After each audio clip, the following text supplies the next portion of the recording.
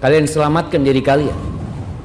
Kelak pada hari kiamat, orang itu ngelihat ke kanannya, nggak ada yang dilihat kecuali amal dia. Ke kirinya, nggak ada kecuali amalan dia. Ke depan yang dia lihat neraka. Semua kita akan lewat neraka. Semuanya. Para nabi pun akan melewati neraka. Gimana dengan kita-kita? Nabi bila cerita pasal syurga dalam neraka tu, Nabi bila cerita dalam syurga, Nabi kata berada dalam keadaan nikmat, bertambah nikmat, bertambah nikmat, bertambah nikmat. Yang tu tak apalah, kita boleh menghayati. Tapi bila Nabi dan ayat-ayat Al-Quran cerita tentang neraka, Allah sebut satu perkataan yang tak boleh kita nak tiang, iaitulah keadaan orang yang di dalam neraka. Kata Allah, la yamutu fiha wa la yahya. Ahli-ahli neraka tidak mati dan tidak hidup.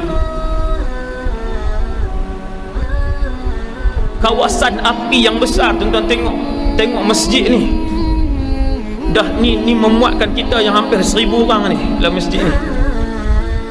Bayangkan pula satu kawasan yang lebih jauh, lebih besar dan jauh lebih dalam, yang nak menempatkan puluhan bilion manusia. Gelap gelita neraka itu, dengan api yang lebih panas puluhan kali ganda daripada api dunia yang kita tengok. Api dunia yang kalau kita semarakkan, kita unggun besarkan api itu, campak orang 5 minit habis orang tu. Api dunia.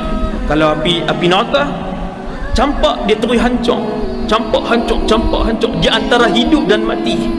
Sentiasa merasakan kesakitan.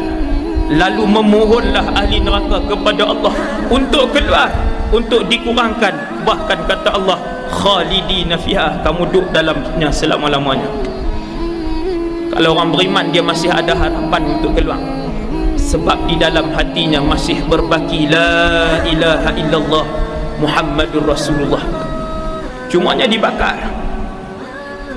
Kalau tempoh 1 jam pun kita dah tak sanggup untuk dibakar 1 jam. Kena banyak berfikir. Orang Islam ni dia kena banyak. Ada masa berfikir tentang syurga, ada masa kosong fikir tentang neraka, ada masa kosong muhasabah dosa yang kita buat, ada masa kosong fikir balik dulu buat dosa salah dengan siapa, senarai balik dulu kesalahan dengan siapa. Tengok balik. Kalaulah Allah takdirkan kita, andainya Tuhan kata kamu duduk dalam neraka sebulan nak duduk dalam neraka dengan tubuh badan yang besar. Ahli neraka bukan tubuh badan macam ni, dia jadi lebar, beratir-ratir hasta lebar dia. Kenapakah dilebarkan tubuh badan anak Adam di dalam neraka? Kata Nabi SAW, supaya dia lebih merasakan kesakitan. Tuan, kalau terbakar sebelah tangan dengan terbakar satu badan, yang mana sakit lagi? Satu badan. Sebab lebih banyak kawasan yang sakit. Maka dengan sebab itu, kulit manusia ataupun tubuh badan manusia dilebarkan oleh Allah jadi besar, supaya kesakitan itu lebih banyak. Kan?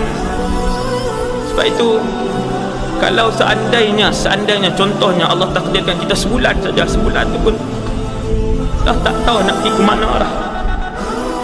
Sebulan itu pun dah tak tahu nak pergi ke mana. Duduk dalam neraka ni, balik kanan panas, balik kiri panas, duduk panas, melompat panas, berdiri panas, menerak panas, dengan tak boleh bernafas, dengan gelap gelitanya neraka. Neraka ni dia gelap, tuan-tuan, kerana apinya berwarna hitam, telah pun dibakar oleh Allah Azza wa Jal. 1000 tahun berwarna merah, 1000 tahun berwarna sekian, 1000 tahun berwarna hitam, dan sekarang warnanya adalah hitam.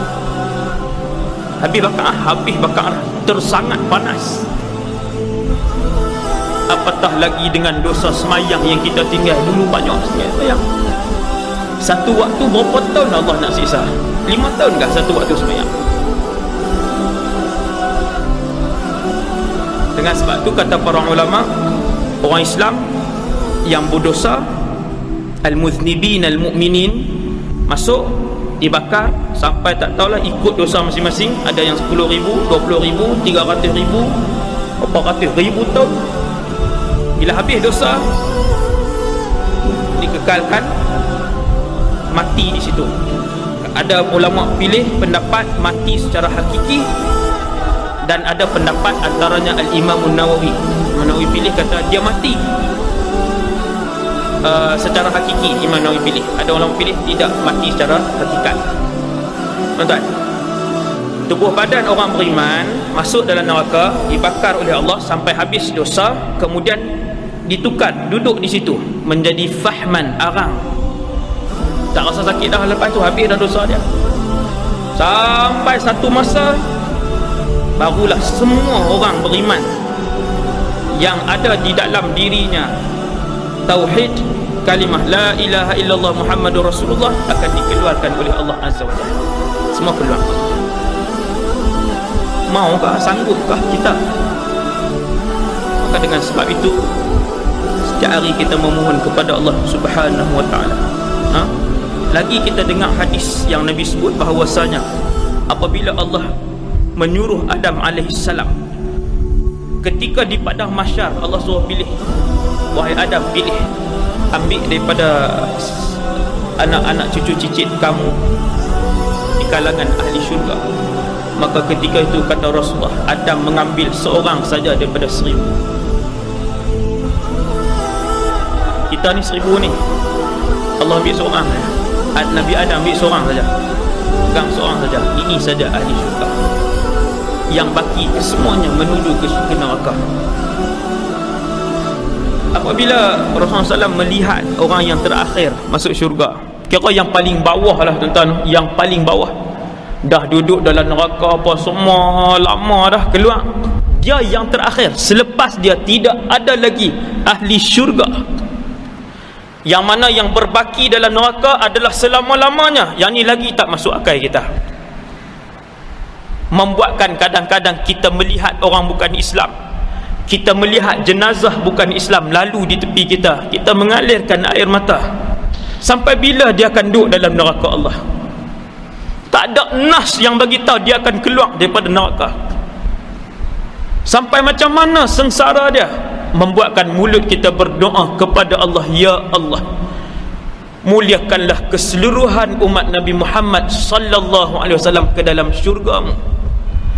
Bagi Allah masuk semualah dalam syurga kan. Wallahu a'lam. Nabi pun tengok orang terakhir, dia meniti sirat sambil ditunggu oleh Rasulullah sallallahu alaihi wasallam. Rasulullah ni satu-satunya Rasul yang menunggu umatnya sehingga yang paling akhir masuk ke dalam syurga. Rasul yang pakat masuk dah, walaupun pintu syurga tidak dibuka selepas daripada hari hisab dan perhitungan, kecuali diizinkan kepada satu nama dan kepada satu umat, iaitulah penama Rasul yang pertama adalah Muhammad ibn Abdullah. Umat yang pertama adalah umat Muhammad sallallahu alaihi wasallam.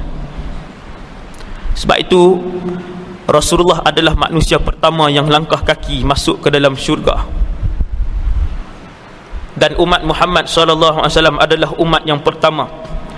Pun begitu Nabi berdiri menghadap, membelakangkan syurga dan menghadap titian sirat. Lalu ditanya oleh para sahabat, ya Rasulullah, kenapa baginda tidak menghadap ke syurga? Kata Nabi, supaya aku boleh melihat di kalangan umatku yang terjatuh ke dalam neraka dan memberikan manfaat, syafaat kepada mereka. Sampai situ sayang lagi Nabi. Sampai situ sayang lagi Nabi. Kita nak selawat ke Nabi sehari 100 pun tak ada. Nak dapat macam mana kasih sayang dan syafaat Rasulullah? Kita sunnah Nabi pun susah. Nak semayang duha pun susah. Nak sedekah hari-hari pun susah. Bukan banyak, ikut kemampuan. Yang mampu 5 upang, 5 upang. Mampu RM1. Nak buat kebaikan hari-hari pun susah. Dia kata punya pasal hak tu orang lain. Dia tengok sampah sampai tu sumbat longkang, dia kata punya pasal siapa suruh pergi sumbat naik. Hidup ini bukan dia punya pasal tak punya pasal. Setiap tindakan dalam kehidupan kita, sama ada dosa ataupun pahala. Ini cara orang mukmin berfikir, ini cara ahli syurga bertindak. Dia tak rasa rugi nak angkat sampah, dia tak rasa rugi nak basuh cawan, dia tak rasa rugi nak buat benda amal kebajikan kepada siapa pun dia buat. Ini ahli syurga. Nabi kata, aku tengok orang terakhir ni di kalangan umatku, lelaki yang terakhir, bukan di kalangan umatku, lelaki yang terakhir. Dalam hadis tu disebutkan dia berjalan di atas titian sirat dengan lambat, panjang. Titian sirat panjang cerita pula, jadi panjang, lama nak lalu titian sirat. Apakah warna ataupun keadaan titian sirat? Gelap gelita. Kenapa ya Rasulullah? Kerana titian sirat itu dibentangkan oleh Allah di atas neraka Jahannam.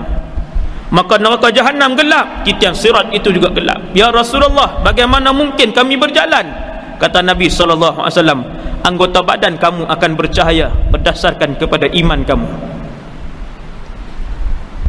Ada orang, kata Nabi, yang bercahaya hanyalah ibu jari kakinya sahaja, cahaya. Kemudian dia berjalan, padam pula. Bila padam, dia berhenti pula, tunggu sikit lah.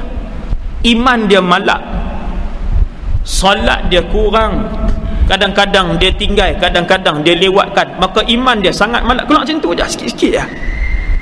Bila bercahaya balik, dia berjalan balik. Bila padam balik, dia berhenti balik, kata Nabi, dia tunggu balik. Ada yang melintasi titian sirat secara melunsur, ada yang secara merangkak. Nak masuk syurga ni, syurga depan, bawah neraka, syurga depan.